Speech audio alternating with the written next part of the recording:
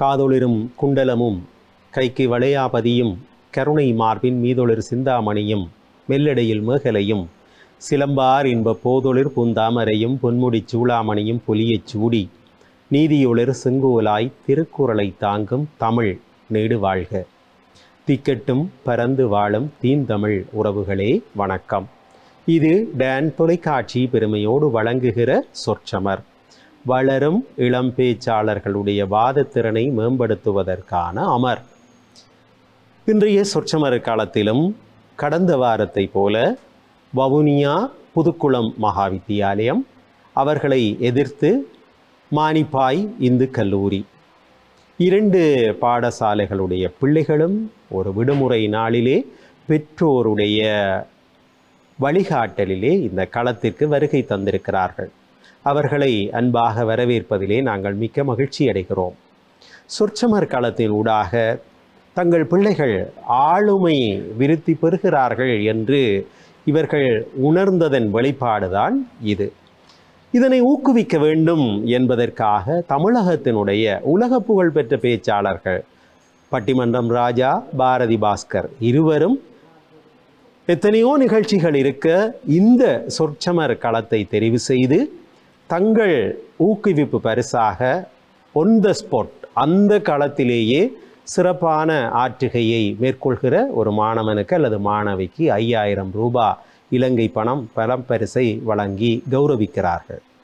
அதற்கும் அப்பால் இந்த நிகழ்ச்சிக்கு ஆதரவு வழங்குகிறார் கல்வி காருண்யன் ESP நாகரத்தினம் ஐயா.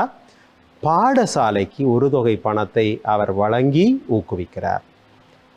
அதைவிட வளமையான விளம்பரதாரர்கள் இந்த நிகழ்ச்சிக்கு ஆதரவு தருகிறார்கள். பேராதரவு சொற்சமர் களம் உலகெங்கிலும் வாழ்கிற தமிழ் மக்களுடைய நெஞ்சிலே இருக்கிறது. ஆதரவாக அது வெளிப்படுகிறது.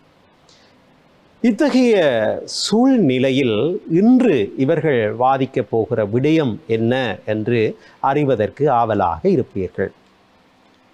வாழ்க்கையிலே வெற்றி பெறுவதற்கு கல்வி அவசியம், அதிலே மாற்று கருத்து கிடையாது.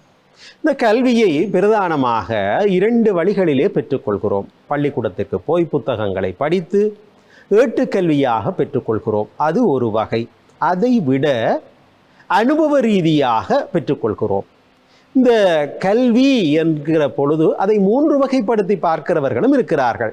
முறை சார்ந்த கல்வி, முறை சாராத கல்வி, நான் ஃபார்மல் எடியூகேஷன், இன்ஃபார்மல் என்று இன்னும் ஒரு புது வகை இருக்கிறது. ஒரு அம்மாவிடம் ஒரு பிள்ளை தேநீர் ஊற்ற கற்றுக்கொள்கிறது என்றால், ஒரு தந்தையிடம் ஒரு பிள்ளை வயலிலே கலப்பை பிடித்து உழுவதற்கு கற்றுக்கொள்கிறது என்றால் அது முறையில் கல்வி, இன்ஃபார்மல் எடியூகேஷன்.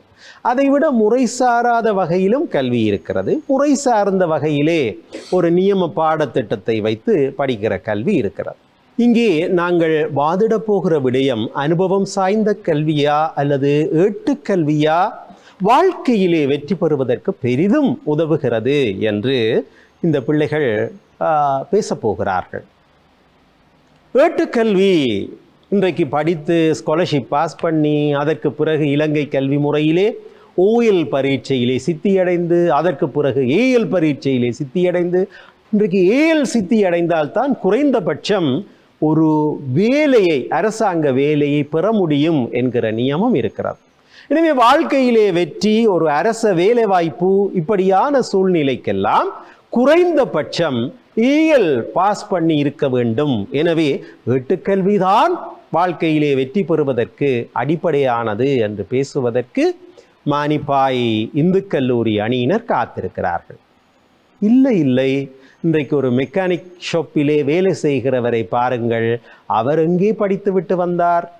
அவர் அனுபவ வாயிலாகத்தானே பெரும்பாலான கற்றலை மேற்கொண்டிருக்கிறார்.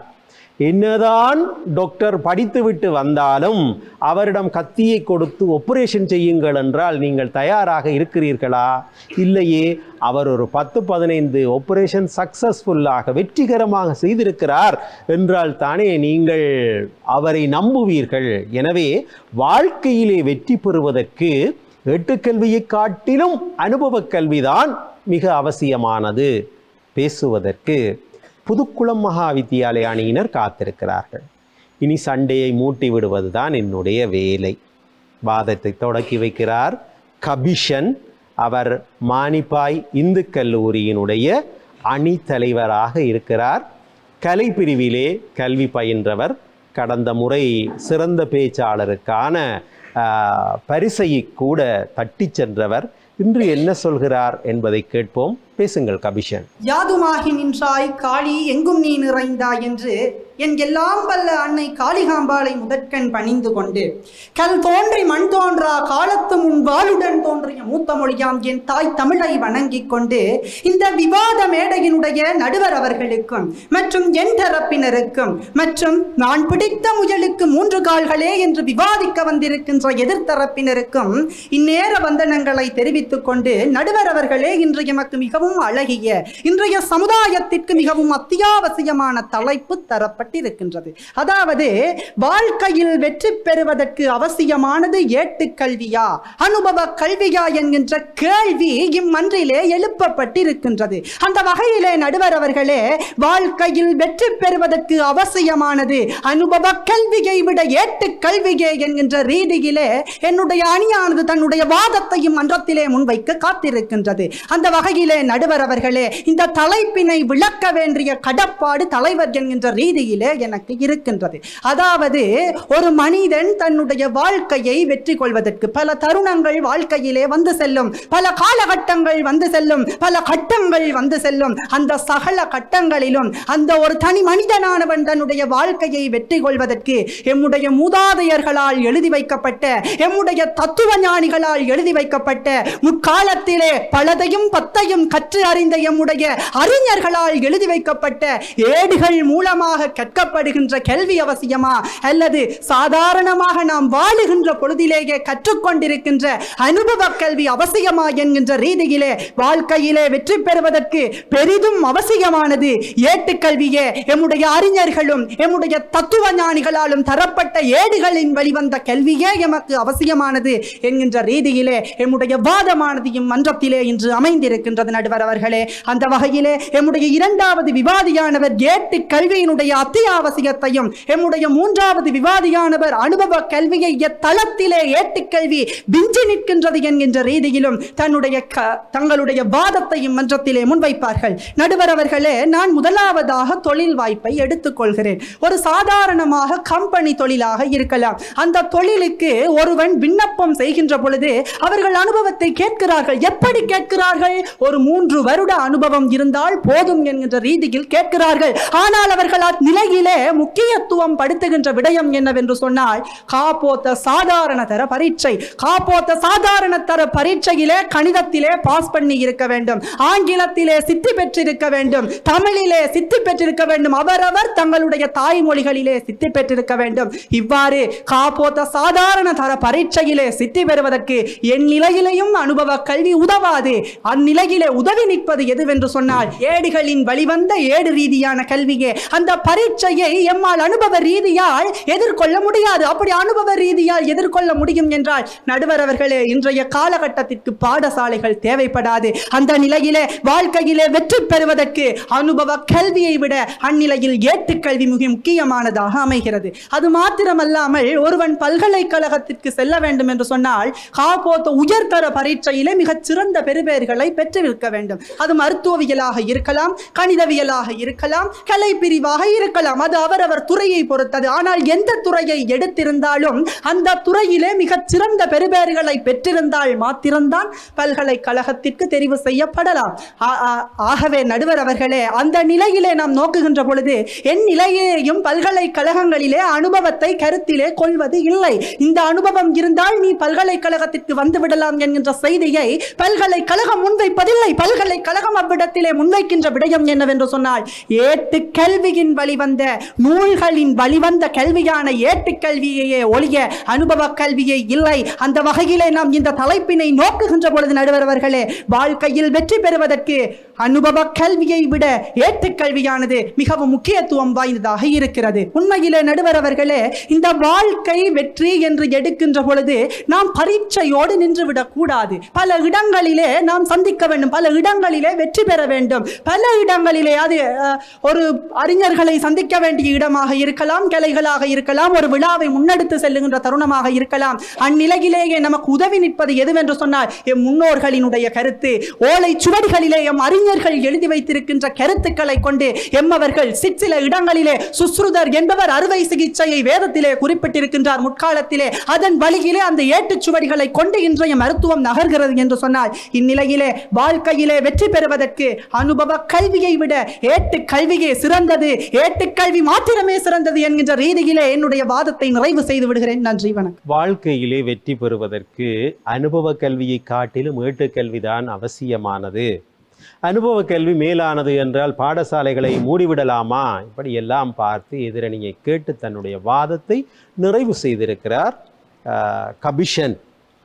கபிஷனுக்கு பதில் சொல்லி, இல்லை இல்லை, ஏட்டுக்கல்வியை காட்டிலும் அனுபவ கல்விதான் வாழ்க்கையிலே வெற்றி பெறுவதற்கு அவசியமானது. இப்படி சொல்ல வருகிறார் புதுக்குளம், வவுனியா புதுக்குளம் மகாவித்தியாலயத்தினுடைய அணி தலைவி அபிநயா பாலசுப்ரமணியம். அவர் உயர்தரத்திலே வணிக பிரிவிலே கல்வி பயின்ற மாணவி.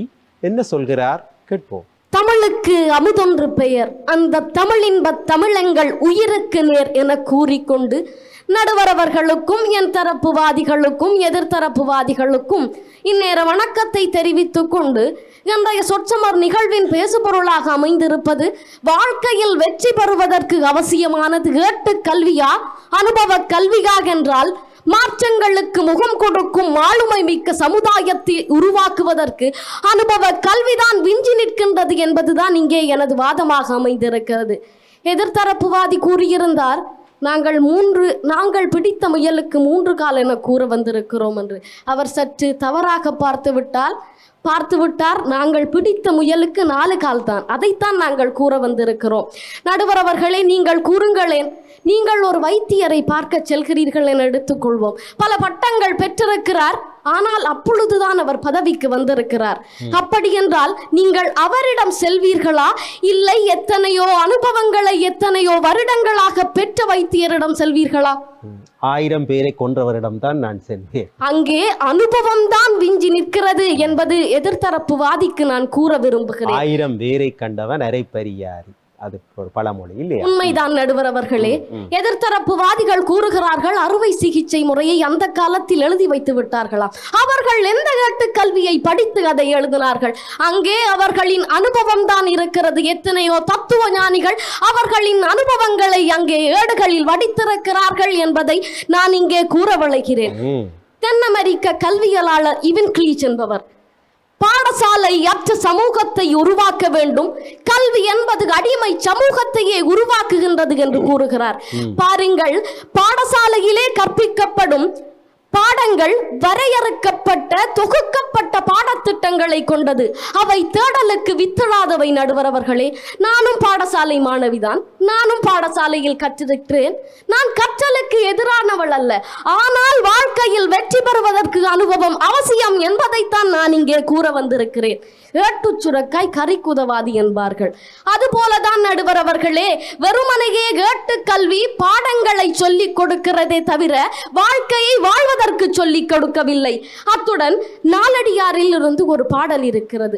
பல கற்றோம் யாம் என்று தற்பு கொள்ள வேண்டாம், அலர்கதிர் ஞாயிறை கைக்குடை காக்கும், சிலர் கற்றார் கண்ணும் உலவாம், பலர் கற்றார்க்கு அச்சாணி அன்னதோர் சொல் என கேட்டு கல்வியை மட்டுமே படித்துவிட்டு இருமாப்புடன் பேசுபவர்களுக்கு நான் இதை சமர்ப்பிக்க விரும்புகிறேன். நடுவர் அவர்களே, கல்வியின் பிரசவிப்பென தோன்றியது அணு ஆயுத கண்டுபிடிப்புகள். பாருங்கள், ஹிரோஷிமா நாகசாகி நகரங்களிலே வீசப்பட்ட அணு உலைகள் இச்சை வரைக்கும் ஆயிரக்கணக்கான குழந்தைகள் அங்கவீனமுற்றதாக பிறக்கிறார்கள். அந்த வடுக்கல் கல்வியால் விளைந்தது என எதிர்த்தரப்புவாதிகள் நீங்கள் மறந்து விடாதீர்கள். அது மட்டுமல்லாமல் ஏட்டுக்கல்வி என்று கூறுகிறீர்களே, ஏட்டுக்கல்வி என்பது வெறுமனையே பரீட்சை எழுதுவதற்கும் புள்ளிகள் பெறுவதற்கும் பட்டங்கள் பெறுவதற்கும் தான் அவசியமே தவிர வாழ்க்கையில் வெற்றிகளை சாதிப்பதற்கு அது அவசியமில்லை. எதிர்த்தரப்புவாதி கூறினார், வேலைக்கு சென்றால் பட்டங்கள் இருப்பதோடு அனுபவத்தை கேட்கிறார்களாம். நடுவர் அவர்களே, நான் படிக்க வேண்டாம் என்று சொல்லவில்லை. ஆனால் அங்கே அவருடன் இன்னொருவர் அனுபவம் அதிகமாக வந்திருந்தால் அவருக்குத்தானே அந்த வேலையை கொடுத்திருப்பார்கள். பாருங்கள், அப்துல் கலாம் அவர் சிறந்த ஒரு அறிஞர், என்னவோ எல்லாம் சொல்லலாம். ஆனால் அவர் எழுதிய அக்கினி சிறகுகள் அவரின் அனுபவங்கள். அதனை எத்தனை பேர் படிக்கிறார்கள்? அது அவர்களின் உள்ளத்தை தூண்டுகிறது, வெற்றிக்கு வழிவகுக்கிறது. நடுவர் அவர்களே, நியூட்டன் புவியீர்ப்பு விசையை ஏட்டுக்கல்வியிலா கண்டுபிடித்தான்? அப்பிள் கீழே விழுகிறது, கண்கூடாக பார்க்கிறான். அப்பொழுதுதான் அவன் புவியீர்ப்பு விசையை கண்டுபிடித்தான். வடிவேல் என்று சினிமா துறையில் சிறந்து விளங்குகிறார். எந்த கல்லூரியில் சென்று அவர் அந்த துறையை படித்தார்? ஐயோ ஐயோ, அவர் நினைக்கவே சிரிப்பாகத்தான் எனக்கு இருக்கிறது. விஞ்ஞானத்துறை, வானியல் துறை, இசைத்துறை, கலைத்துறை என்றெல்லாம் எத்தனையோ துறைகளில் அன்று சாதனை படைத்தவர்கள் சரி, இன்று சாதனை படைப்பவர்களும் அங்கே அனுபவத்தில் தான் விஞ்சி நிற்கிறார்கள். நடுவர் அவர்களே, கல்வி என்பது வேண்டாம் என்று நான் ஒருபோதும் சொல்லவில்லை. ஏட்டுக்கல்வி அவசியம்தான். ஆனால் ஏட்டுக்கல்வி என்பது வாழ்க்கை என்னும் அனுபவத்தின் ஒரு பகுதியாக இருக்க வேண்டுமே தவிர ஏட்டுக்கல்வியே வாழ்க்கையாக இருந்துவிடக் கூடாது. அது வெறுமனையே பாடங்களை சொல்லிக் கொடுக்கிறது, ஆனால் வாழ்க்கையை வாழ அவர்களுக்கு தெரியவில்லை. அத்துடன் பாருங்கள், தாதியர் கல்லூரிகளிலே எத்தனை ஏட்டுக்கல்வியை சொல்லிக் கொடுத்தாலும் அவர்களை அனுபவ கல்விக்காக ஒருவரிடம் விடுகிறார்கள். அது இல்லாமல் அவர்களால் அந்த தொழிலை செய்ய முடிகிறதா? பாருங்கள், அனுபவ கல்விதான் வாழ்க்கைக்கு அவசியம் என கூறிக்கொண்டு என் தரப்பு வாதத்தை நிறைவு செய்கின்றேன். நன்றி, வணக்கம். நீச்சல் அடிப்பது எப்படி என்று புத்தகத்தை வாசித்துவிட்டு கடலிலே போய் இறங்கிவிட முடியாது. கடலிலே நீந்தி பழகியவர், அனுபவத்தை பெற்றவரால் தான் நீச்சல் அடிக்க முடியும். எனவே எதை மேற்கொள்வதென்றாலும் வெற்றி பெற வேண்டும் என்றால் அனுபவம் தானப்பா அவசியம் என்று தன்னுடைய வாதத்தை முன்வைத்திருக்கிறார் அபிநயா. அவருடைய வாதத்தோடு சிறியதோர் இடைவேளைக்கு சென்று வருவோம். இது டான் தொலைக்காட்சி பெருமையோடு வழங்குகிற சொற்சமர். வளரும் இளம் பேச்சாளர்களுடைய வாதத்திறனை மேம்படுத்துவதற்கான அமர்விலே தொடர்ந்து மீண்டும் சந்திக்கிறோம். சொற்சமர் களத்திலே இன்று மிகச் சூடான வாத பிரதிவாதங்கள் நடைபெற்று கொண்டிருக்கின்றன.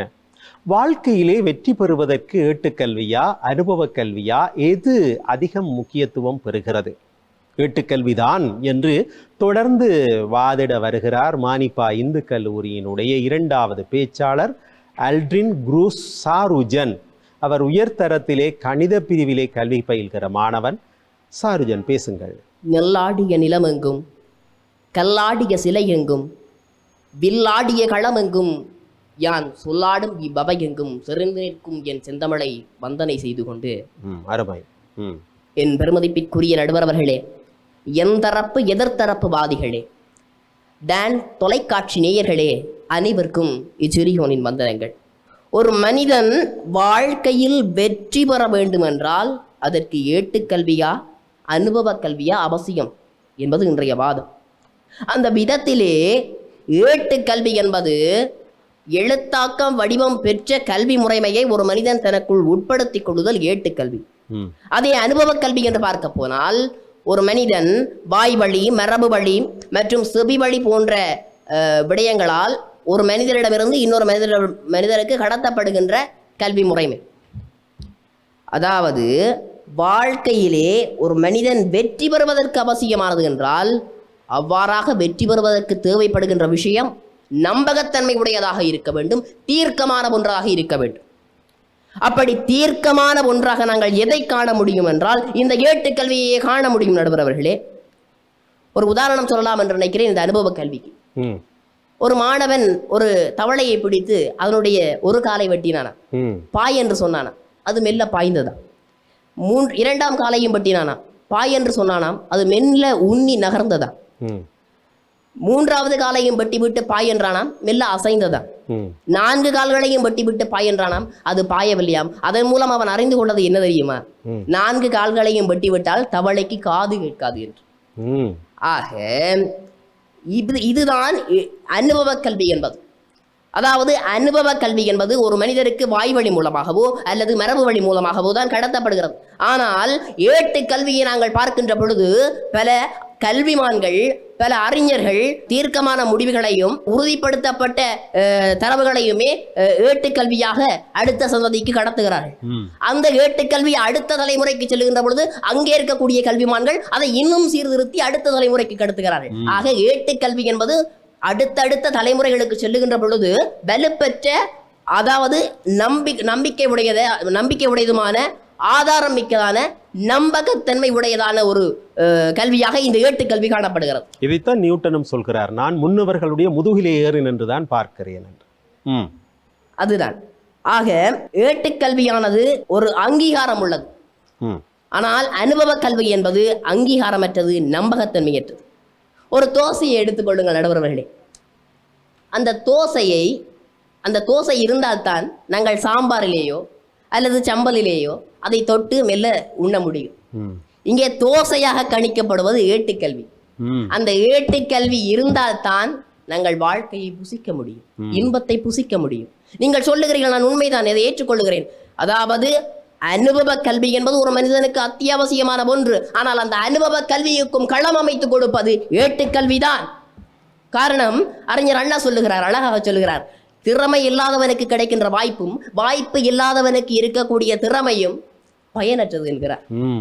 ஆக ஒருவன் தன்னுடைய அனுபவம் சார்ந்த கல்வியை வெளிப்படுத்த வேண்டும் என்றாலும் அதற்குரிய களத்தை அமைத்து கொடுப்பது யாது என்று பார்க்க போனால் அது ஏட்டுக்கல்விதான். அதாவது வாய்மொழி வரபிலே ஒரு தகவல் கடத்தப்படுகின்ற பொழுது அதில் ஏற்படுகின்ற வழுக்கடை நான் உங்களுக்கு சுட்டி காட்டுகிறேன். பழங்காலங்களிலே குதிரைகளிலே தான் மனிதன் பயணித்துக் கொண்டிருந்தான். அந்த குதிரைகளுடைய அந்த கால்கள் சேறுகள் சகதிகளை உலக்கி வரும், அதாவது மிதித்து வரும். அவர் வருகின்ற பொழுது அதனுடைய கால்களிலே நுண்ணங்கிகள் தொற்றை ஏற்படுத்தி அந்த குதிரை நடக்க முடியாது சென்று விடுகிறது. இதன் காரணமாக பழங்காலத்திலே அந்த குதிரையுடைய கால்களிலே எலுமிச்சம்பழத்தை மிதிக்க செய்தார்கள். அவ்வாறு மிதிக்க செய்வதற்கு காரணம் என்ன? அங்கே இருக்கக்கூடிய நுண்ணங்கிகள் அழிய வேண்டும் என்பதற்காக அவர் இவ்வாறு செய்தார்கள். இன்று மகுழுந்துகளிலேயும் துவிச்சக்கர வண்டிகளிலேயும் என்ன செய்கிறோம்? அந்த மகுழுந்துகளாலே அந்த எலுமிச்சம்பழத்தை மிதித்து செல்லுகிறோம். 1 கிலோ தேசிக்க 100 ரூபாய். அங்கே வீண்தானே? அங்கே எந்த விதத்திலே அந்த கல்வி சிறப்பாக கடத்தப்படுகிறது என்பதை நாங்கள் அறிய வேண்டும். அதை எடுத்து ஊறுகாய் போட்டாலும் பரவாயில்லை. அதான், ஊறுகாய் போட்டாலும் ஒரு 5-6 ரூபாய்க்கு அதை விட்டு போகலாம். இன்றைக்கு தமிழ் வைத்திய ஏட்டு முறைமைகள், தமிழ் வைத்திய முறைமைகள் இன்ன அளவிலே இன்ன விடயங்களை நாங்கள் சேர்க்க வேண்டும். இப்படிப்பட்ட நிலையிலே தான், இப்படி வரையறுக்கப்பட்ட நிலையிலே தான் நாங்கள் ஒரு மருந்தை உருவாக்க வேண்டும் என்று சொல்லி வரையறுக்கப்பட்டிருக்கிறது. ஆனால் இன்று பாட்டிமார்கள் என்ன செய்கிறார்கள்? தங்களுடைய அனுபவம் சார்ந்த கல்வியினால் தான் அந்த மருத்துவம் சார்ந்த விடயங்களை செய்கிறார்கள். அதன் பிறகு நாங்கள் என்ன செய்கிறோம்? இதை திறப்பில் சொல்லியிருந்தார், அதாவது அனுபவம் மிக்கவரிடம் செல்வோமா அல்லது ஏட்டு நூல்களை கற்றுணர்ந்த கல்விமான்களிடம் செல்வோமா என்று. அதாவது அனுபவம் என்பது ஒரு திடகாத்திரமான விடயம் அல்ல. ஆனால் ஏட்டுக்கல்வி என்பது இன்ன இடங்களிலே நாங்கள் இப்படித்தான் இன்ன அளவிலே ஒரு நோயாளியை கவனிக்க வேண்டும் என்று சொல்லி ஒரு வரையறை இருக்கிறது. ஆக இன்றைய பழமொழிகளை பார்க்கின்ற பொழுது கூட நேரம் நிறைவடைந்து பேசி பழகுவது கூட ஒரு பயிற்சி தான். அதுதான். விவேகானந்தரை எடுத்துக்கொள்ளுங்கள். விவேகானந்தர் ஒரு சிற்றுண்டி சாலையிலே சென்று இருக்கின்ற பொழுது அவருடைய பேராசிரியர் அவரை பார்த்து சொல்லுகிறார், அதாவது பேராசிரியருக்கு விவேகானந்தர் என்றாலே பிடிக்காது. உடனே அந்த பேராசிரியர் சொல்லுகிறார், குறைக்கும் நாயும் பறக்கும் பறவையும் ஒன்றா என்று கேட்கிறார். அப்பொழுது விவேகானந்தர் பணிவுடன் நிரந்தரமா செய்கிறார், மன்னித்து விடுங்கள் குருவே, நான் பறந்து சென்று விடுகிறேன் என்று சொல்லி சென்று விடுகிறார். அடுத்து அவரை இன்னொரு இடத்திலே, அதாவது வகுப்பறையிலே எழுப்பி, நீ பாதையோரமாக நடந்து செல்லுகின்ற பொழுது உன்னுடைய கரங்களிலே ஒரு பையிலே திறமையும் இன்னொரு பையிலே பணமும் இருக்கிறது, இவ்விரண்டில் எதை தேர்ந்தெடுப்பாய் என்று கேட்கிறார். அதற்கு விவேகானந்தர் சொல்லுகிறார், நான் பணத்தை தான் தேர்ந்தெடுப்பேன் என்று. அப்பொழுது ஆசிரியர் அவரை ஏசி விட்டு சொல்லுகிறார், நான் என்றால் அறிவைத்தான் எடுப்பேன் என்று. அதற்கு விவேகானந்தர் என்ன சொன்னார்? நம்மிடம் எது இல்லையோ அதைத்தானே நாம் எடுத்துக்கொள்ள வேண்டும் என்று சொல்லுகிறார். அது மட்டுமில்லாது ஒரு அமெரிக்க நேரம் நிறைவு பெற்ற காரணத்தால் நாங்கள் இதோடு நிறைவு செய்து கொள்ளுவோம். நாங்கள் அடுத்த பேச்சாளரை அழைக்கலாம். நீங்கள் இருக்கையிலே வந்து அமருங்கள். அனுபவ கல்வி வாழ்க்கைக்கு உதவாதப்பா என்று சாரப்பட சாருஜன் பல கருத்துக்களை தெரிவித்தார். ஆனால் நேர நியமம் கருதி அவரை நான் போதும் என்று இருக்கையிலே உட்கார்த்தி இருக்கிறேன். மாணவர்கள் அதையும் ஒரு பயில் செயற்பாடாக மேற்கொள்ள வேண்டும். நேரத்திற்குள்ளே விடய அடக்கம் என்று போட்டிகளிலே நாங்கள் என்ன செய்வோம் என்றால், நேரத்தை விஞ்சி வாதம் செய்கிற பொழுது நாங்கள் டிஸ்குவாலிஃபை பண்ணிவிடுவோம். எனவே அதை இந்த பயிலரங்கு அதையும் உங்களுக்கு பழக்க வேண்டும் என்று நான் விரும்புகிறேன். தொடர்ந்து பவனிதா, கிருபாகரன் பவனிதா வருகை தந்திருக்கிறார். அவர் வணிக பிரிவிலே புதுக்குளம் மகாவித்தியாலயத்திலே கல்வி பயில்கிற மாணவி, உயர்தர மாணவி. பவனிதா, பேசுங்கள். அனைவருக்கும் வணக்கம். கற்று தெளிந்தது கல்வி, பட்டு தெளிந்தது அனுபவம். கற்றது மறந்தாலும் பட்டது மறக்காது என்பது பழமொழி. பாருங்கள், ஒருவன் கற்ற கல்வியானது ஒரு நிலையில் மறந்து விடக்கூடியது. ஆனால் ஒருவன் பெற்ற அனுபவமானது அவன் சாகும் வரையில் அவனுடன் நிலைத்து நிற்கின்றது. பாருங்கள் நடுவர்களே, எனது தந்தை ஒரு விவசாயி, நானோ ஒரு விவசாய பாடத்தை வெறுமனே கற்ற ஒரு மாணவி. எனது தந்தையினுடைய அந்த விவசாய நுட்பமுறையை நான் எனது புத்தகத்தில் போய் தேடி பார்த்தேன். அவ்வாறான நுட்பமுறைகள் அதில் காணப்படவில்லை. என்ன பயிர் செய்கிறார்? விவசாயத்தில் என்ன பயிர் பிரதானமாக செய்வார்? நெற்பயிற்சி. சரி. அவருடைய நுட்பமுறைகளை நான் எனது பாட புத்தகத்தில் தேடி போய் பார்த்தேன். ஆனால் அவ்வாறான ஒரு நுட்பமுறை இல்லை. ஏனென்றால் அவருடைய அந்த அனுபவம் தொண்டு தொட்டே அவர் பேணி வருகின்றார். இங்கு என்னுடைய கல்வியை விட அவருடைய அனுபவமே மேலாக காணப்படுகின்றது நடுவர் அவர்களே. மேலும் அனைவருக்கும் தெரிந்த ஒரு விடயம், கல்வித்துறையிலே சிறந்து விளங்குகின்ற நாடு எதுவென்று கேட்டால் நாம் பின்லாந்து நாட்டை கூறுவோம். காரணம், பின்லாந்து நாட்டில் அதிகம் முக்கியத்துவம் அளிக்கப்படுவது அனுபவ கல்விக்கு தான்.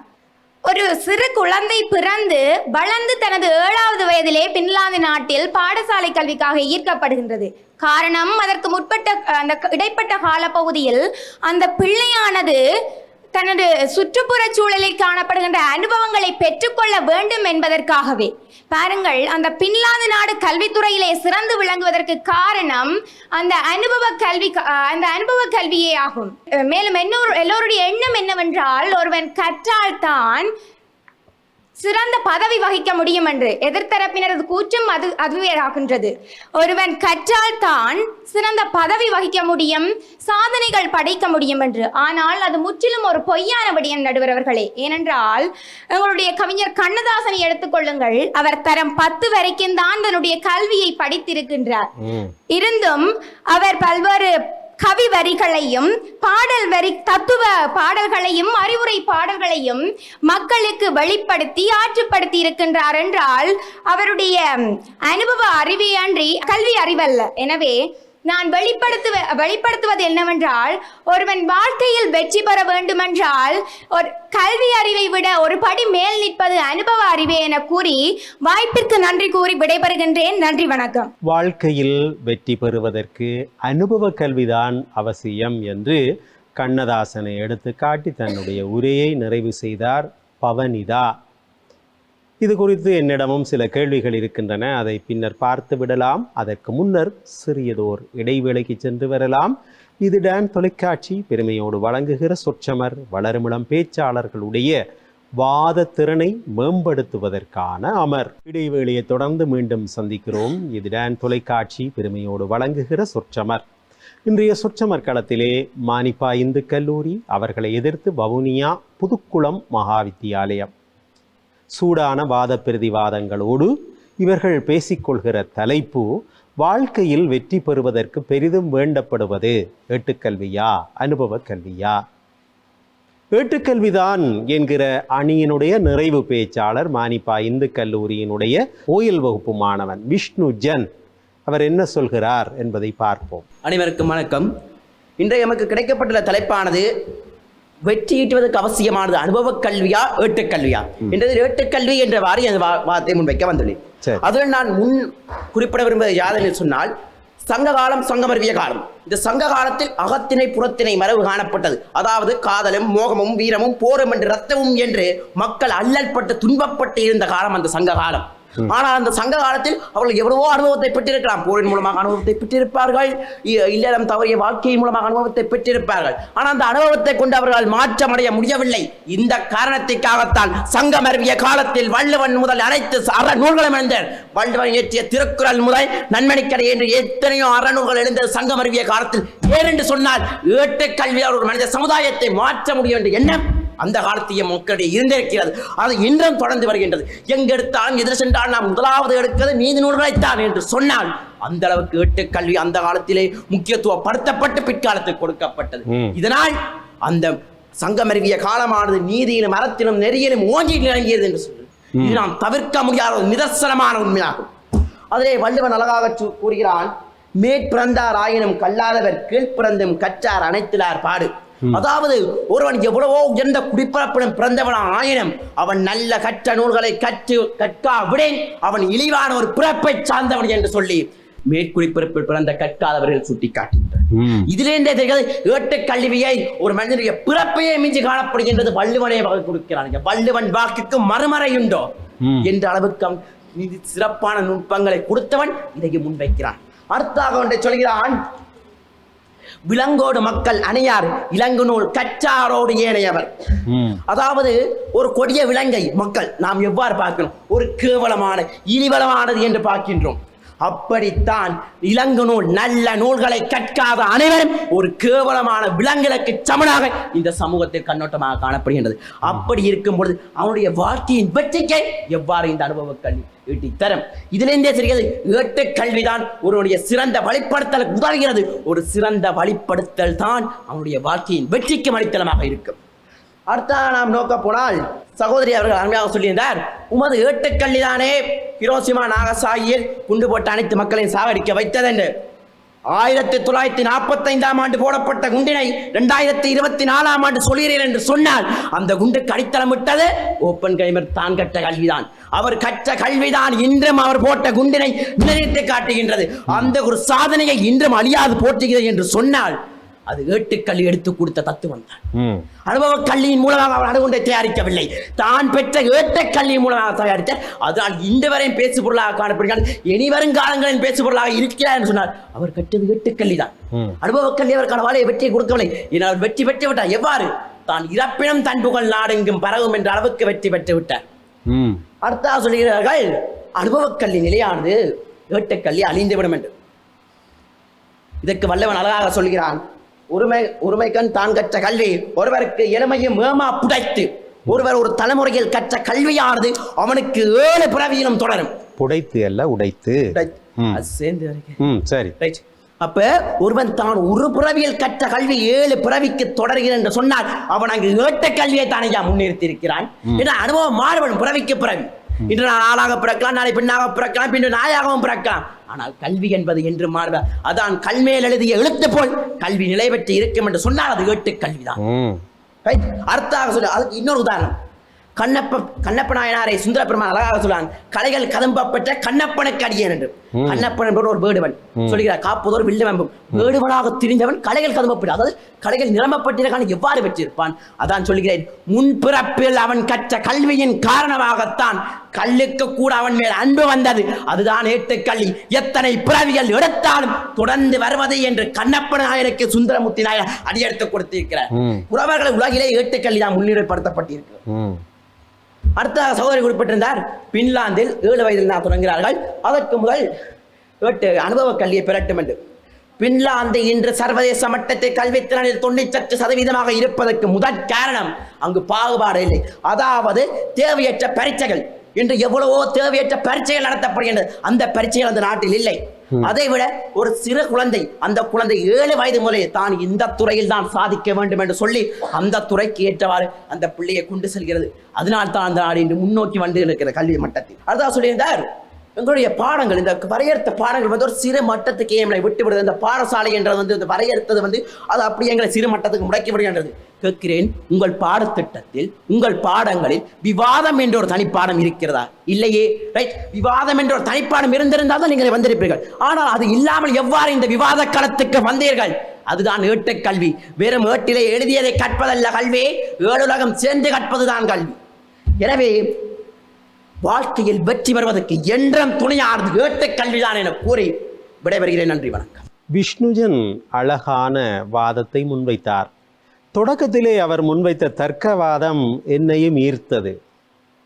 சங்க காலத்திலே பிறழ்வுகள் ஏற்பட்டிருக்கின்றன. அகம் புறம் என்று வாழ்வியல் சார்ந்த நிலையில் அந்த மக்களிடம் சில பிறழ்வுகள் ஏற்பட்டிருக்கின்றன.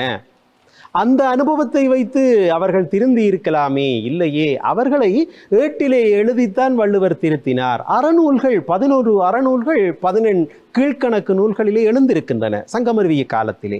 அப்படி என்றால் அறநூல்களை எழுதித்தானே திருத்தினார்கள். எனவே ஏட்டுக்கல்வியால் தான் வாழ்க்கையிலே வெற்றி பெற வைக்க முடியும் என்பது அவருடைய வாதம். நல்லதொரு தர்க்கவாதம். அப்படி பல செய்திகளை விஷ்ணுஜன் இங்கே முன்வைத்தார். உணர்ச்சி வசப்பட்டு பேசினார். ஆனால் பேசுகிற பொழுது உணர்ச்சி வசப்பட்டு மேசையிலே குத்தி பேசுவது அழகுடைமை அல்ல என்பதையும் நான் தாழ்மையாக தெரிவித்துக் கொள்ள விரும்புகிறேன். இன்றைக்கு பல அரசியல்வாதிகள் அப்படி பேசி காட்டி விட்டார்கள். அதனாலே இந்த பிள்ளைகளும் பின்தொடர்கிற நிலையில் குத்தி பேசினால்தான் குத்து பேச்சு என்று நினைக்கிறார்களோ தெரியவில்லை. எது எப்படி என்றாலும் விஷ்ணுஜனுடைய வாதத்திற்கு பதில் சொல்லி, இல்லை இல்லை, வாழ்க்கையிலே வெற்றி பெறுவதற்கு ஏட்டுக்கல்வியை காட்டிலும் அனுபவக் கல்விதான் சிறந்தது என்று நிறுவ வருகிறார் செந்தமிழினி. ஒரு வார்த்தையிலே சொல்வதென்றால் செந்தமிழ் இனி செந்தமிழினி. அனைவருக்கும் வணக்கம். எமது எதிர்த்தரப்பினர் என்னவோ வாய்க்கு வந்ததெல்லாம் சொல்லிக் கொண்டிருக்கிறார்கள். அவர்கள் சொன்னார்கள், இன்று பல்கலைக்கழகத்தில் அனுபவம் தேவையில்லை என்று. அதே அனுபவமற்ற பலரும் இன்று வீடுகளுக்குள் தங்களுடைய எட்டாக்கனியான வாழ்க்கை அரசு வேலையை எதிர்பார்த்து இன்னும் வீடுகளுக்குள் முடங்களாக முடங்கி கிடக்கிறார்கள். அதற்கு காரணம் அங்கு அவர்களுக்கு அனுபவம் கற்றுக் கொடுக்கப்படவில்லை என்பதே ஆகும். பல்வேறு அறிஞர்களும் விஞ்ஞானிகளும் தீர்வுகளை மேற்கொண்டார்கள் என்று இவர்கள் சொன்னார்கள். அந்த தீர்வுகளை மேற்கொள்வதற்கு உங்களுடைய அனுபவம் தான் அவர்களுக்கு ஊக்கமளிப்பதாக இருந்திருக்கும். நடுவர் அவர்களே, அதை அவர்களை மறந்துவிட வேண்டாம் என்று கூறுங்கள். அதை தவிர சரியான அனைத்தையும் சேர்த்தால் தான் சில மருந்துகள் உருவாகும் என்றும் இவர்கள் கூறியிருந்தார்கள். என்று எத்தனை மருந்துகள் மனித உயிரை காவு கொள்கின்றன. ஒரு மருந்தை குடித்தால் 4 நோய்கள் உருவாகின்றன இவர்களது வைத்தியத்தால். ஆனால் எங்களுடைய பாட்டி வைத்தியம் எந்த ஒரு நோயையும் புதிதாக உருவாக்குவதற்காக தோற்றுவிக்கப்படவில்லை என்பதை மறந்து விடாதீர்கள். அது மட்டுமா, அவர்கள் கூறியிருந்தார்கள், எத்தனையோ ஜென்மம் ஏட்டுக்கல்வி தொடர்ந்து வருமாம். நேற்று படித்ததையே இன்று உமது மாணவர்களிடமிருந்து கேட்டு வாங்க முடியவில்லை. ஆனால் போன பிறப்பில் படித்தது இந்த பிறப்பில் ஞாபகம் இருக்குமாம். இது என்ன குதர்க்கமான கதை? எனக்கு விளங்கவில்லை. வாழ்க்கை என்பது பல்வேறு படிநிலைகளை கொண்ட ஒன்று. அந்த அனைத்து படிநிலைகளுக்கும் ஏட்டுக்கல்விதான் அவசியம் என்று இவர்கள் கூறுவது எனக்கு மிகவும் நகைச்சுவையாக இருக்கிறது நடுவர் அவர்களே. ஏனென்றால் இந்த வாழ்க்கை என்பது பரந்துபட்டது. அந்த வாழ்க்கையை செவ்வனவே வாழ்வதற்கு ஏட்டுக்கல்விதான் அவசியம் என்று இவர்கள் கூறினால், கற்காதவர்கள் எல்லாரும் வாழ வழி இல்லாமல் செத்தா போய்விட்டார்கள். இல்லை, அவர்களும் இந்த சமுதாயத்தில் வாழ்ந்து கொண்டுதான் இருக்கிறார்கள். எனது தலைவர் கூறியது போல ஏட்டுக்கல்வியானது அடிமை சமூகத்தையே உருவாக்கி கொண்டிருக்கிறது. அந்த சமூகத்தின் பிள்ளைகளாகத்தான், அதன் பிம்பமாகத்தான் என் எதிரணியினர் அமர்ந்திருக்கிறார்கள் போலும். அது மட்டுமா, எனக்கு இச்சமயம் ஒரு பழமொழி ஞாபகம் வருகிறது. சூடு கண்ட பூனை அடுப்பங்கரை நாடாது என்பார். அதில் அந்த பூனைக்கு தான் செய்தது பிழை என கற்றுக் கொடுத்தது எதுவாக இருக்கிறது? எங்களுடைய அனுபவம் தான் அதற்கு உதவியாக இருக்கிறது. பூனை என்ன பள்ளிக்கூடம் போனதா? எதிரணியினரை உங்களை பார்த்து கேட்கிறேன். அல்லது தனியார் வகுப்புகளுக்கு போனதா? இல்லை, அனுபவம் தான் அதற்கு உதவியது. முன்பெல்லாம் சொல்வார்கள், ஒரு பாடசாலை கதவு திறக்கப்படும் போது 1000 சிறைச்சாலைகள் மூடப்படும் என்பார்கள். ஆனால் இன்றைய நிலை எவ்வாறு இருக்கிறது?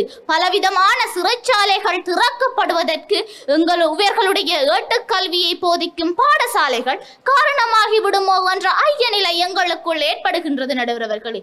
நான் ஏன் இவ்வாறு கூறுகிறேன் என்றால், பல்வேறு குற்றங்களினதும் பல்வேறு சமூக விரோத செயல்களினதும் பின்னணி யார் என்று பார்த்தால் எமது பாடசாலை மாணவர்களாகத்தான் திகழ்கிறார்கள். இது நான் சொல்லவில்லை, இன்றைய ஊடகங்களின் உச்சரிப்பு சொல்லாக இதுதான் திகழ்ந்து வருகிறது நடுவர் அவர்களே. அது மட்டுமா, வாழ்க்கைக்கு அறிவு வேண்டும், அந்த அறிவுக்கு கல்வி வேண்டும் என்று இவர்கள் சொல்வார்கள். ஆனால் அந்த வாழ்க்கைக்கும் மனிதனுக்கு அறிவை உருவாக்கவும் அனுபவம் தான் தேவை என்று நான் கூறி வருகின்றேன். அது மட்டுமா, சித்திரமும் கைப்பழக்கம் செந்தமிழும் நாப்பழக்கம் வைத்தது ஒரு கண் மனப்பழக்கம் நட்பும் தயையும் கொடையும் பிறவி குணம் அது எந்த ஒரு ஏடுகளாலும் வர்ணிக்க முடியாது அது மனிதனின் பிறவி குணம் என்பதை மறந்து விடாதீர்கள் எதிர்த்தரப்பினரே. நான் கூற வருகின்றேன், வீழ்ந்தவனுக்குத்தான் எழத் தெரியும், தோல்வியை அடைந்தவனுக்குத்தான் வெற்றி எவ்வாறு தட்டி போனது என்பது தெரியும். அந்த அனுபவமானது 1000 நூல்களுக்கு சமம். பாருங்கள், 1000 நூல்கள் என்பது எவ்வளவு பெரிய விடயம்.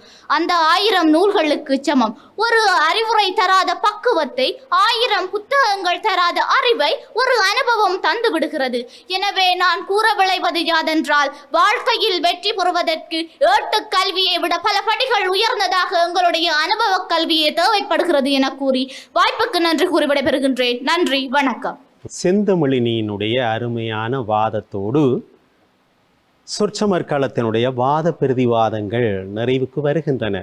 இனி தொகுப்புரை மற்றும் தீர்ப்புரை இடம்பெற வேண்டும். சிறியதோர் இடைவேளையின் பின் சந்திப்போம்.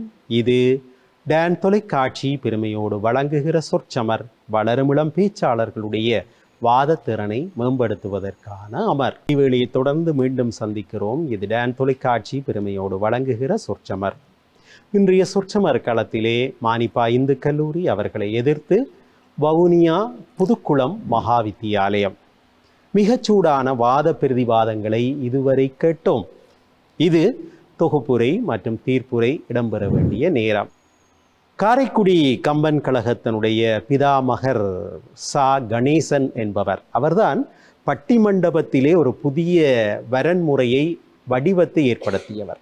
பட்டிமண்டபத்தை சமூகமயமாக்கியவர் என்கிற பெருமை சாலமன் பாப்பையா என்கிற பெரியாரை சாரும். சா கணேசன் ஏற்படுத்திய நியமம், முதலில் வாதத்தை தொடக்கி வைத்தவர் நிறைவாக தொகுப்புரை ஆற்ற வேண்டும். அதன் அடிப்படையில் தொகுப்புரை ஆற்றுவதற்காக வவுனியா புதுக்குளம் மகா வித்தியாலயத்தினுடைய அணி தலைவியை அழைக்கிறேன். அபிநயா அனுபவ கல்வியே என்று தொகுப்புரை ஆற்றுகிறார். அனைவருக்கும் வணக்கம். தொகுப்புரையில் சந்திப்பதில் பெருமகிழ்வடைகிறேன். இன்றைய தலைப்பானது மிகவும் இன்றைய காலகட்ட வாழ்க்கையிலே மிகவும் பொருத்தப்பாடான ஒன்று. அதாவது இன்றைய கால பிள்ளைகள் வெறுமனையே ஏட்டு கல்வியையே ஒரு போர்வையாக போர்த்தி கொண்டு வாழ்கிறார்கள். எதிர்த்தரப்புவாதிகளும் வெறுமனையே கல்வி எனும் ஏட்டு கல்வி எனும் போர்வைக்குள்ளே இருந்து விடுவார்களோ என்ற அச்சம் எனக்கு இருக்கிறது. நடுவரவர்களே, பாருங்கள், இன்றைய காலகட்டங்களில் எங்களுக்கு அனுபவ கல்வி என்பது அவசியம் என்பது நாங்கள் கண்ணூடாக காணக்கூடிய விடயம். நீங்களும் இந்த இடத்திலே எத்தனையோ காலமாக இருக்கிறீர்கள். நீங்கள் பெற்ற அனுபவங்கள் எண்ணற்றவை. அது உங்கள் வெற்றிக்கு வழிவகுக்காது என்பதுதான் இவர்களின் கருத்தாக இருக்கிறது. அது மட்டுமில்லாமல் அவர்கள் கூறினார்கள், விவாதம் என்பது ஏட்டுக்கல்வி, அதை பற்றித்தான் பேசினார்கள். நடுவர் அவர்களே, இது எனக்கு அனுபவத்தின் ஊடாக கிடைத்த ஒரு விடயம். நான் முதலாக ஓமந்தையிலே ஒரு விவாத போட்டியை பார்வையிடத்தான் சென்றிருந்தேன். அங்குதான் நான் இதை கற்றுக்கொண்டேன். அத்தகைய திறமையை எனக்குள் நான் வளர்த்து கொண்டேன். நடுவர் அவர்களே, விவாதம் என்பது ஏட்டுக்கல்வியிலே எனக்கு யாரும் புகட்டவில்லை. அப்படித்தான் எங்கள் வெற்றிகளும் அமைந்திருக்கிறது. இவர்கள் கூறுவதை பார்த்தால் வெறுமனையே விஞ்ஞானிகளின் வாழ்க்கையிலோ சாதனையாளர்களின் வாழ்க்கையிலோ அனுபவமே இல்லை என்றுதான் கூறுகிறார்கள். பாருங்கள், அனுபவமே இல்லை என்பது அவர்களின் வரலாற்றை அவர்கள் சரியாக படிக்கவில்லை என்பதுதான் அர்த்தம். எதிர்த்தரப்புவாதி கூறுகிறார், கிரோசிமா நாகசாகியின் அழிவை இன்றும் பேசுகிறார்களாம். நடுவர் அவர்களே, சாதனை எது, அழிவது என்பதே அவர்களுக்கு தெரியவில்லை. அது எத்தனையோ வடுக்களைத்தான் தந்திருக்கிறது. அது மட்டுமில்லாமல் என் தரப்புவாதிகள் அனுபவம் தான் சிறந்தது என்பதற்கான பல விவாதங்களையும் முன்வைத்திருக்கிறார்கள். நடுவர்களே, நான் இதை சொல்லிக்கொண்டு விலகுகிறேன். படிப்பென்பது யாதென கேட்டேன், படித்து பார் என இறைவன் பணித்தான்.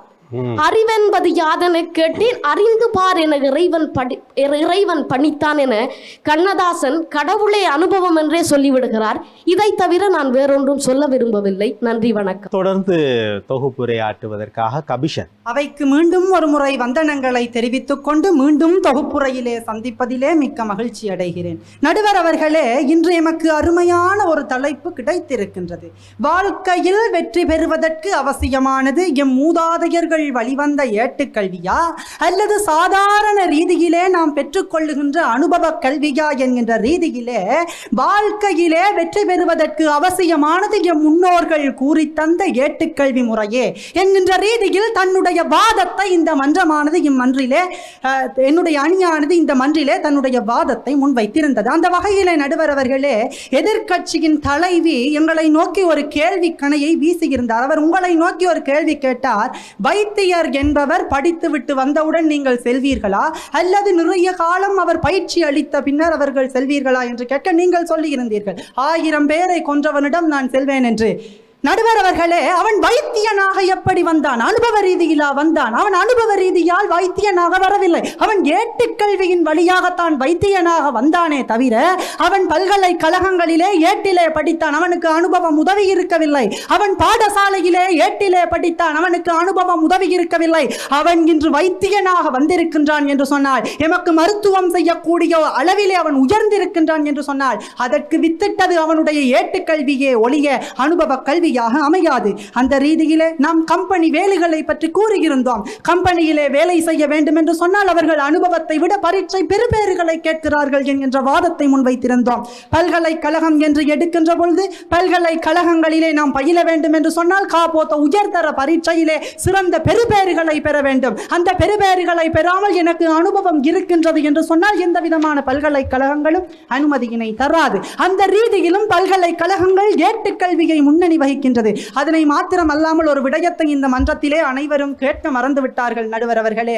எம்முடைய யாழ்ப்பாண நூலகம் எரிந்தது. ஏன் எரிந்தது? ஏட்டுக்கல்வியின் வழியாக எம் மைந்தர்கள் முன்வந்து விடுவார்கள் என்று சொல்லி எரித்தார்கள். எம்முடைய மக்கள், எம்முடைய எதிரணி மக்கள் நம்பினார்கள்.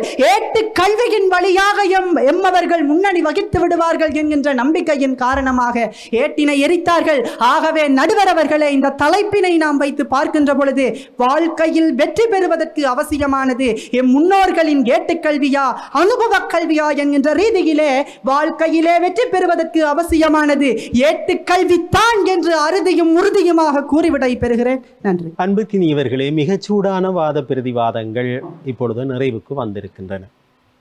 கேள்வி ஒரு சிக்கலான கேள்வி. வாழ்க்கையிலே வெற்றி பெறுவதற்கு அவசியமானது ஏட்டுக்கல்வியா அனுபவ கல்வியா? இங்கே 2 அணியினரும் 2 கல்விகளையும் நிராகரிக்கவில்லை என்பதை நான் முற்கூட்டியே சொல்ல வேண்டும். ஏட்டுக்கல்வி மட்டும் அனுபவ கல்வி மட்டும் என்று யாருமே பேசிவிடவில்லை. ஏட்டுக்கல்வியை காட்டிலும் அனுபவ கல்வி விஞ்சி நிற்க வேண்டும் என்கிறார்கள் புதுக்குளம் மகா வித்தியாலய மாணவர்கள். இல்லை இல்லை, அனுபவ கல்வியை காட்டிலும் ஏட்டுக்கல்வி விஞ்சி நிற்க வேண்டும் என்கிறார்கள் மானிப்பாய் இந்து கல்லூரி மாணவர்கள். கல்வி என்பது ஒரு நடத்தையிலே மாற்றத்தை ஏற்படுத்தக்கூடிய ஒரு செயற்பாடு. கற்றல் என்பதற்கு வரைவிலக்கணம் சொல்கிற பொழுது கூட அதை சொல்வார்கள். ஒருவனுடைய நடத்தையிலே மாற்றத்தை ஏற்படுத்தினால்தான் கற்றல் இடம் பெற்றிருக்கிறது என்று கொள்ள முடியும். அப்படி கல்வியை வழங்குவதற்கான பல்வேறு உபாயங்கள் இருக்கின்றன. ஏடுகளின் மூலமாக, புத்தகங்களின் மூலமாக, அவற்றையும் நாங்கள் ஏடுகள் என்று தான் சொல்கிறோம்.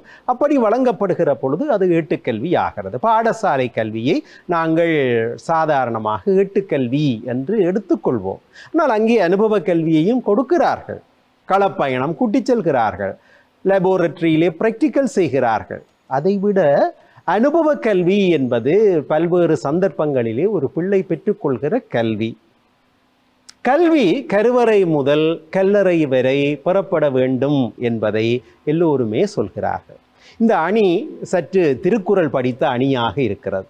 ஒருமை கண் தான் கற்ற கல்வி எழுமையும் மேமாப்பு உடைத்து என்று எல்லாம் பல வள்ளுவருடைய குறட்பாக்களை எடுத்து விட்டார்கள். சந்தோஷமாக இருந்தது. பிள்ளைகள் வள்ளுவரை சான்றாதாரம் காட்டி பேசுவது எதிர்காலத்திற்கு ஒரு நம்பிக்கை தருகிற செய்தி.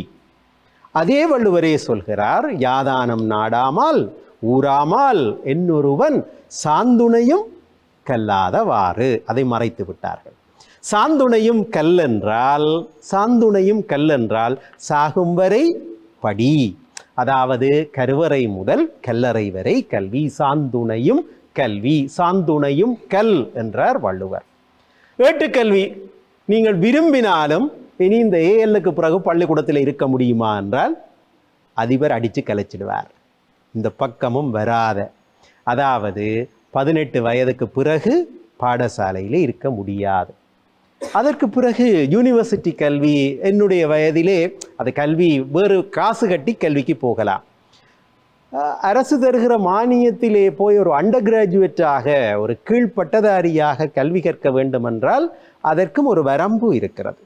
ஆகவே இந்த கல்வி, ஏட்டு கல்விக்கு எல்லைகள் இருக்கின்றன. அனுபவ கல்விக்கு எல்லையே கிடையாது. அதைவிட இங்கே தலைப்பிலே உங்களுக்கு தரப்பட்டிருப்பது வாழ்க்கை, அதிலே வெற்றி பெறுதல். வாழ்க்கை என்று வருகிற பொழுது வெற்றி பெற்றவர்கள் எல்லோரும் கல்வியிலே உயர்ந்தவர்களா என்று கேட்டால் எல்லோருமே சொல்வீர்கள் இல்லை இல்லை இல்லை. அப்படி என்றால் பாடசாலை விளையாட்டு போட்டிக்கு வெளிநாட்டுக்கு போன மாமாவையோ அண்ணாவையோ நாங்கள் அழைக்க மாட்டோம். அவர் வெளிநாட்டுக்கு போய் வெற்றி பெற்றிருக்கிறார்.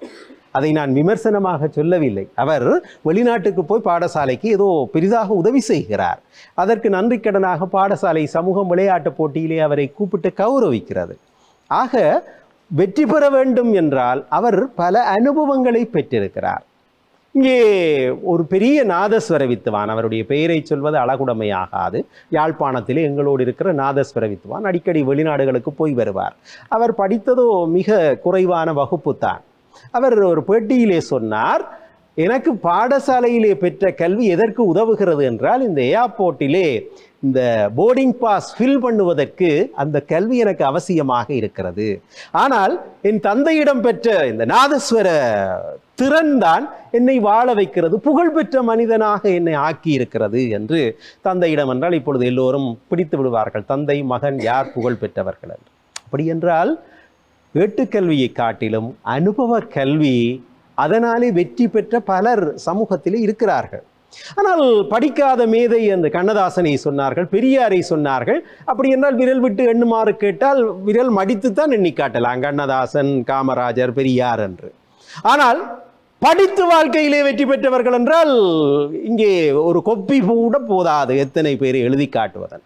இப்போ வாழ்க்கையிலே வெற்றி பெறுவதற்கு ஏட்டுக்கல்வி அவசியம். ஆனால் எல்லோரும் வாழ்க்கையிலே வெற்றி பெறுவதற்கு ஏட்டுக்கல்வி துணை நிற்கிறதோ என்றால் அங்குதான் ஒரு விடை தொக்கு நிற்கிறது, மறைந்து நிற்கிறது.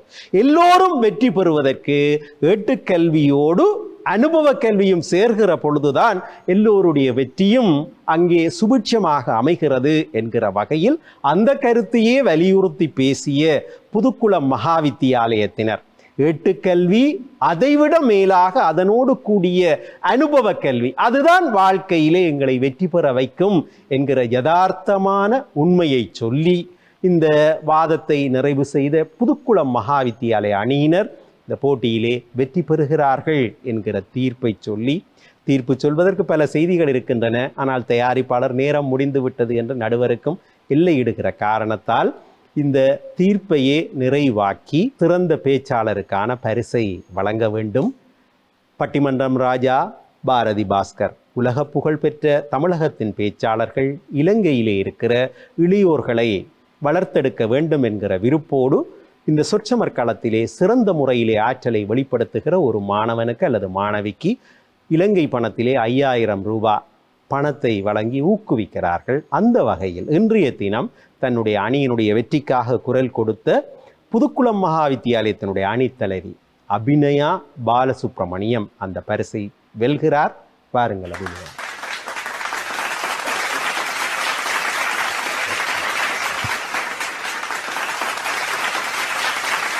நல்லது நேயர்களே, மீண்டும் மற்றும் ஒரு நிகழ்ச்சியில் சந்திக்கும் வரை நிகழ்ச்சி தயாரிப்பாளர் செல்வச்சந்திரன், ஒளிப்பதிவு மற்றும் படத்தொகுப்பில் உழைக்கிற ராஜ் மற்றும் விபூஷன் குழுவினர் அத்தனை பேரோடும் மீண்டும் மற்றும் ஒரு நிகழ்ச்சியில் சந்திக்கும் வரை வணக்கம் கூறி விடை பெறுகிறேன்.